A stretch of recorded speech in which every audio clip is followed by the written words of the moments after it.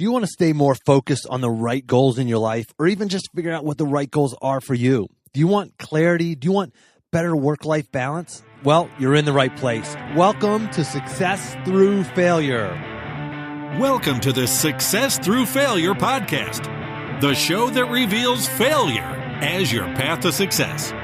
You'll listen to intriguing interviews with some of the most successful people on the planet and learn how their failures became a launchpad for success and how yours can too. Here's your host, former Division I All-American wrestler, former Division I head coach, speaker, and personal coach, Jim Harshaw.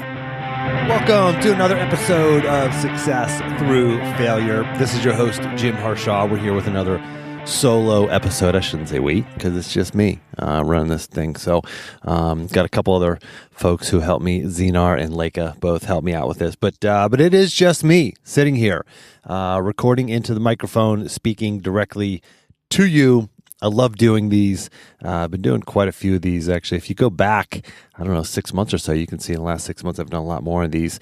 And interestingly, these episodes tend to get more listens. So apparently you want to hear from me. Go figure. My kids and wife don't want to hear from me. So at least you do. So thank you. And it is spring here in Charlottesville. And I love it. The sun is out right now.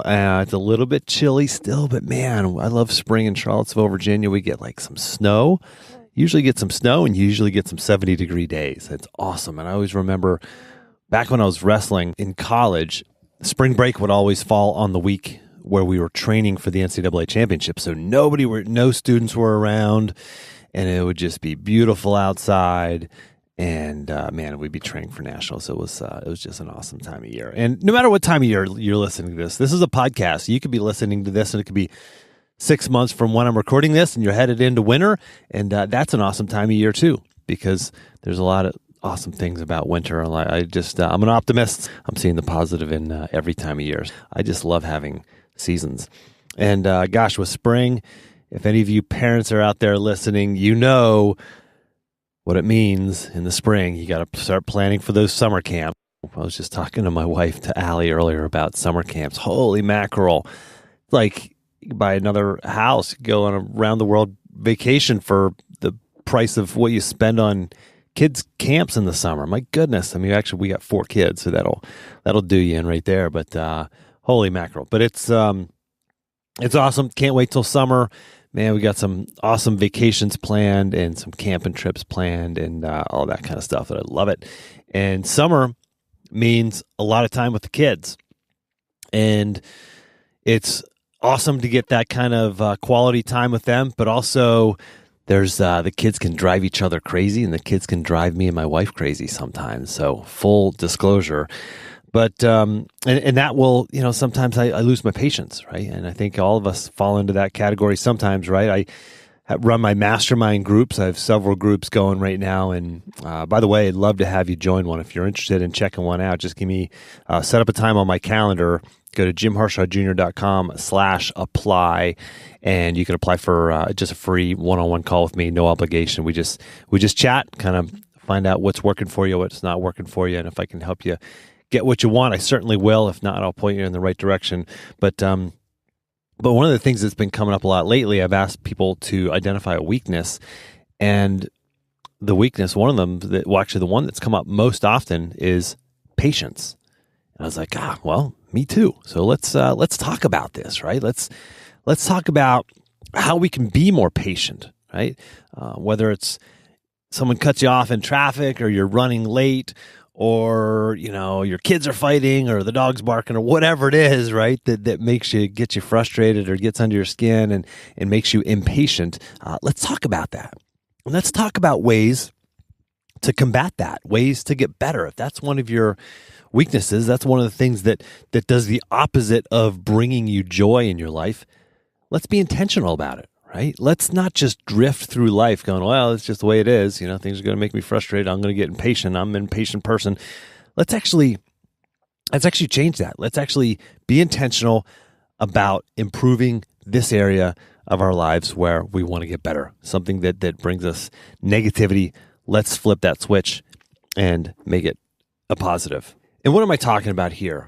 with patience? Well, here's some signs that you're impatient, or you're being impatient, or you're getting impatient, and that frustration might be building in you. It's like when you're clenching your hands, or maybe even curling your toes, right?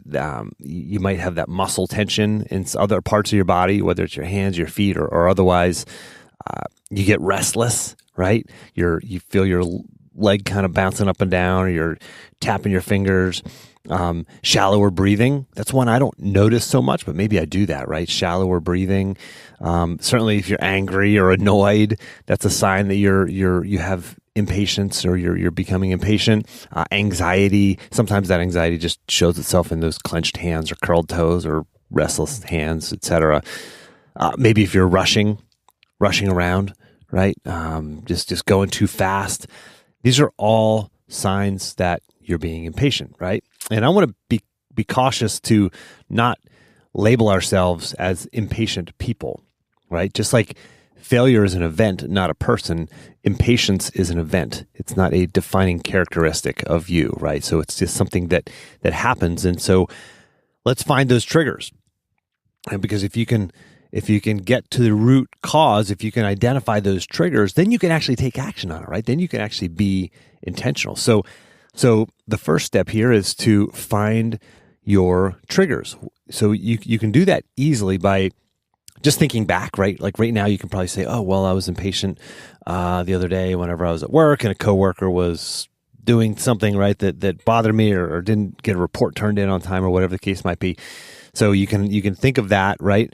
But here's another great way, and I'd like you to think about doing this, is just grab a Post-it note and put it either beside your desk at work or in your car, or put one in each place. And just over the course of the next week, whenever you identify a trigger, just jot it down. Just write it down real quick, just super quick, shorthand. Keep a pen and a Post-it note real handy, and just write it down, right? If it's easier to do it on your phone, go ahead and do it on your phone. You can open up a note or something like that, or a to-do on your to-do list if you have an electronic to-do list there. But keep track of it for a week, right? Just identify those triggers. Whenever you identify those triggers, now you can attack them, right? And some of the triggers you might find are they're going to fall into one of two categories. Number one, they're going to be either external or internal. So external is someone makes you late, right? Somebody else makes you late. And oh, by the way, if you want to take the extreme ownership mindset of this, you make you late, right? It's not somebody else made me late. It's I failed to plan for this, right? So it's always good to look in the mirror and turn that back around. I'm talking to you, Jim, talking to myself here, right? Turn it back around and say, hey, it's not that person that's making me late. I failed to plan properly. So that might be one external one. Your kids fighting, right? Drives me bonkers, right? They're just fighting over, just trivial things like I did when I was a kid with my sisters. You might be nervous about something else. Like you might have this outside pressure. Like you have a job interview coming up, or a project, or a deadline at work. Another one for me is noise. Like if there's two noises, I can handle it. Like if I'm at home and like dinner's cooking and sizzling on the stove, and we're having a conversation. If there's like a third noise, like the dog barking at the same time, then I start to get like, I can feel the anxiety building up. The fourth one, forget it. I blow my lid. So that's definitely a trigger for me. And then, like I said, the other one is internal triggers. And some of those might be hunger. Like I definitely, when I'm hungry, it's just real subtle, but I know that's a trigger for me. And I've actually become aware of that over the past year or so, that if I'm getting frustrated, I can say, wait a second, am I hungry? And if I am, I just get a snack, and it changes, right? And not only does it actually make me obviously not hungry and therefore more patient, but there's also this sort of psychological, like, oh, I've identified the thing, I've taken action on the thing, and now I am more patient, right? Whether I am or not, I actually become more patient because there's this psychological aspect of I did something to fix that. Dehydration is another one, right? If you're just dehydrated, you're thirsty, your body's not operating optimally there, right? Get a drink of water, identify that. Another one is internal one is fatigue. Like you're just tired, didn't get enough sleep last night, or you're tired from something else. Fatigue is definitely one that affects a lot of people, makes them more irritable, less patient with things. So identify these, right? Like I said, keep that Post-it note handy or jot those notes down on your phone over the course of just a week, right? Keep it simple. You don't have to do some big, massive project on your life here, but just identify those few things that are triggers for you. Now, I'm going to give you 12 practical, actionable tactics to help you become more patient. And I don't want you to get overwhelmed with trying to remember 12 of these, right? Pick 2, maybe 3 that resonate with you and do those. Please don't try to go, I got to remember all 12 of these. You don't. But I do encourage you to at least grab a hold of the action plan from this episode, and you can have that and keep it handy. You can save that PDF. It's just go to jimharshawjr.com/action. So just jimharshawjr.com/action, and you'll get access to all of the action plans, not just the one from this episode, but every single episode I've ever done that has an action plan. Which is probably, 180 of the almost 190 episodes are going to have an action plan there. Plus there's like 8 or 10 other resources, just ebooks and some great stuff. So definitely grab a hold of that. And once you get access to that, you just just bookmark that link to my website, and you'll have access to that anytime. So, because I'll email you a link, and as soon as you go to that page, punch in your email, I'll send you a link. Just keep that link, and every week you get every action plan. They just get updated right there. So now listen, what I'm talking about here, why do you want to do this? Why do you want to be more patient? Well, I told you when you're not patient, it steals your joy. And it steals the joy of others around you. You're not operating optimally. You're not thinking straight. You're not in your peak performance state when you're frustrated, when you're impatient. So this is an important thing in your life to work on. So here we go. Now, none of these are easy. I'm going to give you 12. None of them are easy, but nothing worth doing is easy, right? So this is going to be work that you're going to have to put in. All right, so here we go. Number 1. And this is the key. If there's one lead domino in any of these 12 that I'm going to give you, this is the one. But they're going to get more concrete, practical, and actionable as we go here. But this first one is a little bit less sort of practical. It's more sort of like theory, maybe a little nebulous here, but it's this. It's being mindful of your own impatience. Being aware, right? If you're not even aware that you're doing it, you can't fix it, right? If you're not aware of your impatience in the moment, you can't attack it. You can't fix it, right? So you have to be mindful. And so how do you be mindful? Let me give you some concrete stuff there. Journal about it. Talk to your coach about it. Have conversations about it. Talk to your pastor, talk to your spouse, talk to your friend. When you do these things, it becomes top of mind. It's like when you buy a new car. We just got a Nissan Armada. And now everywhere we drive all over town, my son always goes, there's another Armada. There's another Armada. He sees them everywhere. I don't even see him. He sees them all the time. He's like, but it's because we have one, right? They were there before, but now it's just top of mind. So he sees them all over the place. So we see them everywhere. So when you keep this top of mind, when you have conversations, and when you do some journaling about being patient, you will be simply more mindful. And then when you're in the moment, you go, this is what I was just talking about an hour ago or yesterday. This is what I was journaling about earlier this week. So you can identify it, right? So that's number 1. That's the key, right? So if there's any one of these that you remember, that should be the one, okay? But like I said, pick 2 or 3. Here's another one. If you identify eating or drinking, hunger or dehydration or thirst as one of your triggers, guess what? What do you think you should do there? Eat or drink. You got it. That was an easy one. All right. That was a layup. Next one, number 3, rest, right? If you identify fatigue as one of your triggers, rest. Okay. Again, a no-brainer, right? You want to get more sleep. You want to get better sleep. Sleep with an eye mask. Minimize this. Things that are going to wake you up in your bedroom at night. Light, etc. Try to get better sleep. Now, here's another little trick that I swear a lot of people. I don't know why more people don't do this, but power naps. And I'm not even talking about like a 15, 20-minute nap, which is awesome. I love to do that because that 15, 20-minute window, you can take a nap. You can go out to your car, middle of the workday, or you can lay down, whatever it is.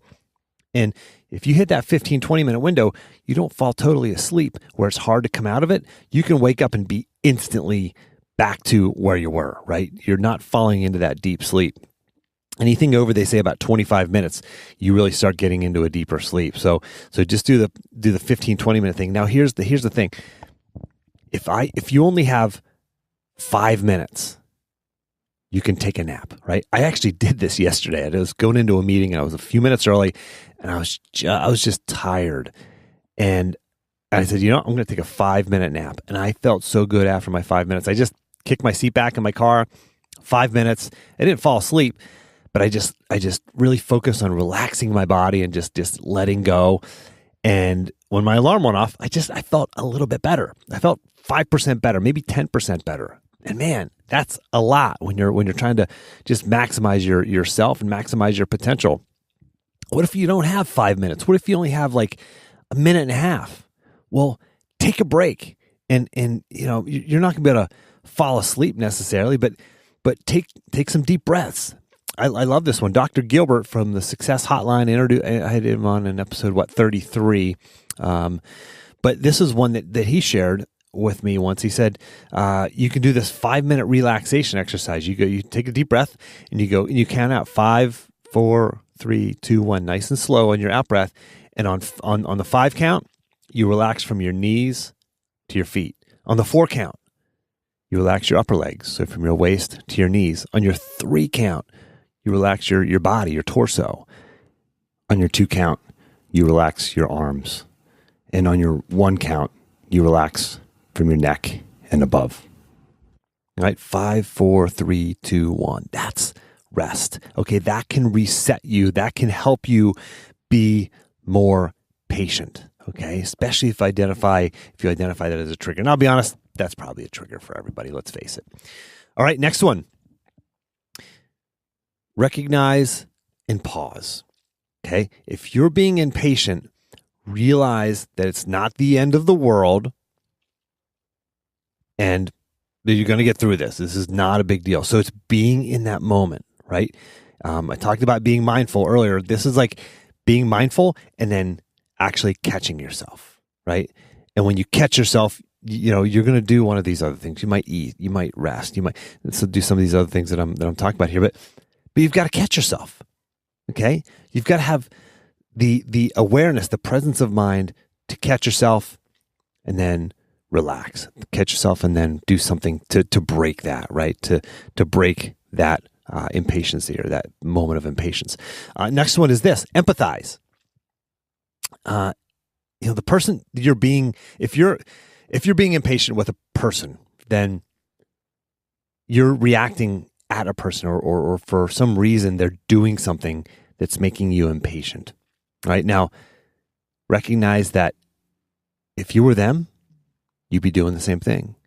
Okay. Maybe they cut you off in traffic. Maybe they said something to you at work that just didn't set well with you. Maybe it's one of your kids, right? Trying to get out the door and your 5-year-old doesn't like her purple socks and she wants her pink socks, right? I'm speaking from experience here. And you're frustrated, right? And you're impatient, like, we got to get out the door. Well, guess what? There, but for the grace of God, I go. There, but for the grace of God, I go. I don't know who said that quote. You can probably Google that. But it's such a great quote, right? And if you were them, if you were that person, you'd be doing the same thing, right? If you had this, and it's true, you might be saying, nah, I wouldn't do that. But guess what? If you had the same life experiences, the same upbringing, the same everything, guess what? There, but for the grace of God, I go. You'd be doing the same thing.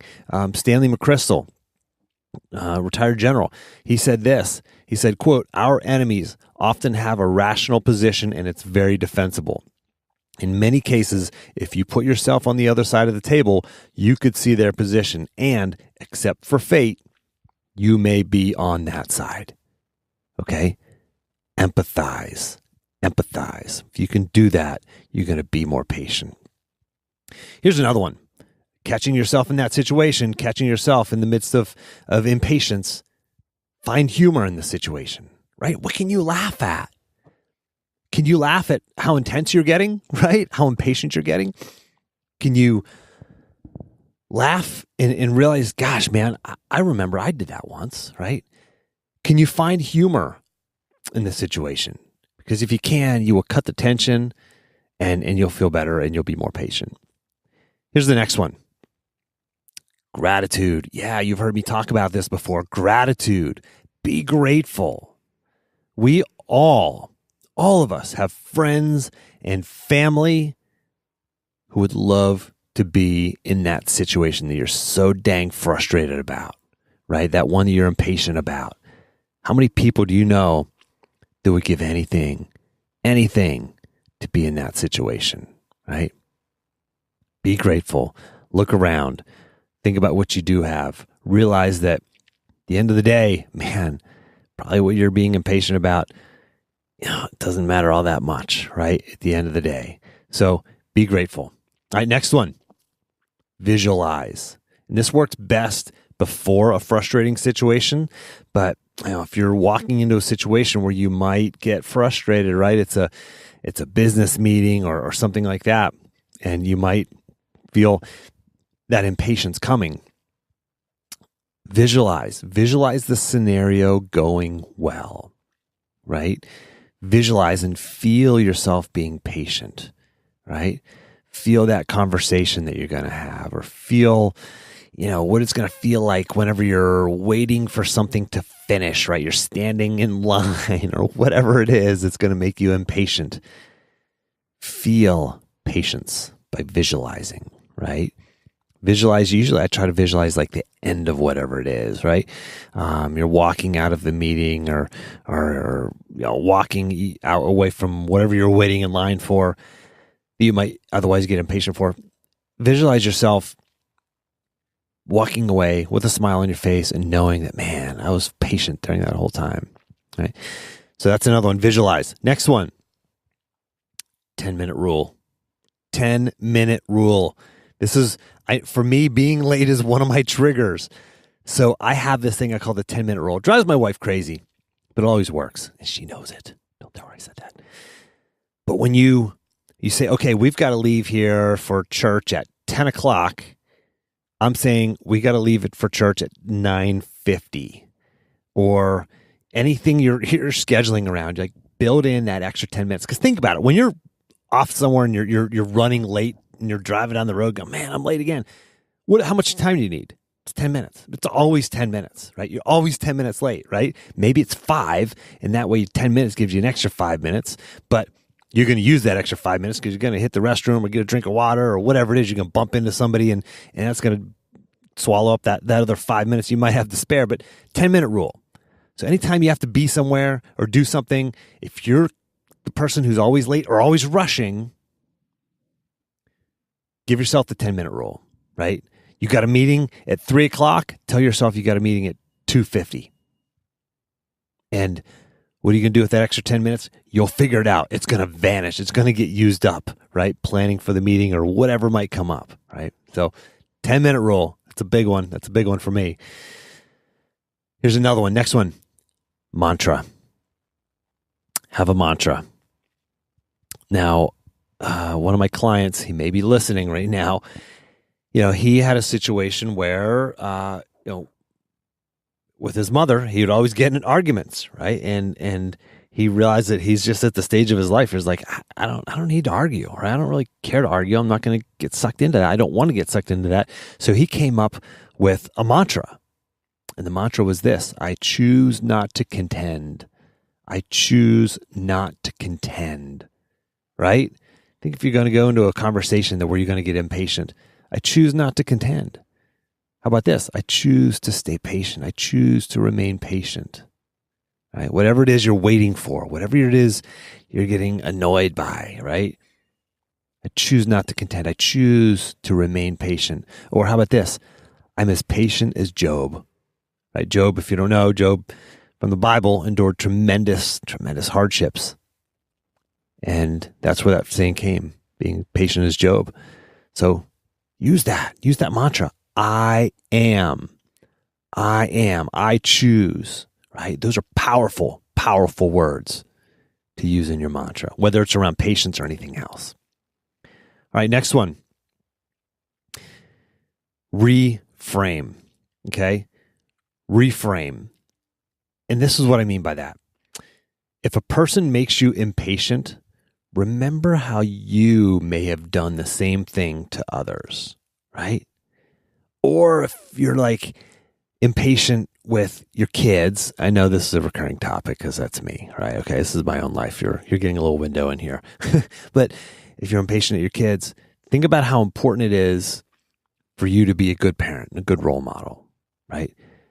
Or tie your thoughts to your values and what's important to you, right? Think about, if you're getting impatient with a coworker, what's the higher calling here, right? To be a good leader, to be a good role model, to be a good teammate. Think about it. Think about the scenario, the situation that you're in, and think about reframing it. Think about the higher calling there. All right. And now here's the last one. This is similar to the mantra, but it's different in that it's an affirmation. Okay. And this is the one this is the way I want to frame this one for you is change how you describe yourself, right? And this is the last one. This one's going to have an exclamation mark next to it, because when you start telling yourself, I am an impatient person, or I am an unfit, unhealthy person, or I'm not smart enough to do what, when you start saying that you are one of those things, then you're going to pull yourself into the gravitational pull. You're going to allow yourself to get sucked into the gravitational pull of being that person, right? So the way you can say this affirmation is, I am getting better at being patient. I am more patient now than I've ever been before. Okay, this is a little bit different than the mantra, but this is an affirmation, right? And you're like, affirmations aren't for me. Well, guess what? They should be. Muhammad Ali said, it's the repetition of affirmations that leads to belief. And when that belief becomes a deep conviction, things begin to happen, right? You talk to elite performers. This is what they do. Do you want to be an elite performer? Do you want to get rid of your patience that's holding you back, whether in your relationships or at work, or just stealing your joy, sucking your energy? Try this. I am getting better at being patient. I am more patient now than I've ever been, right? This is an affirmation. Use these affirmations to help you become more positive and more patient, and breaking through that one extra layer that's holding you back. Thank you for listening. If you got any value out of this, please give this a share, right? There's so many people that struggle with patience. Give this a share. Maybe post the link on Facebook. You can just go to jimharshawjr.com/189. That's jimharshawjr.com/189. And you can just post that into Twitter, onto Facebook, etc., and share with anybody that you can share publicly like that, or you can shoot somebody a text and say, hey, check out this podcast, jimharshawjr.com/189. And I hope you do that. I hope you can pass this along and make somebody else's day just a little brighter, that they can benefit from this as well. And I'll be honest, that's how this thing grows, man. That's how my podcast grows, is through you sharing it. So thank you for doing that. And if you want to get the action plan, make sure to go to jimharshawjr.com/action. And taking us out, you know the drill. As always, take the time to get clear on your goals and embrace failure as a stepping stone on your path to success.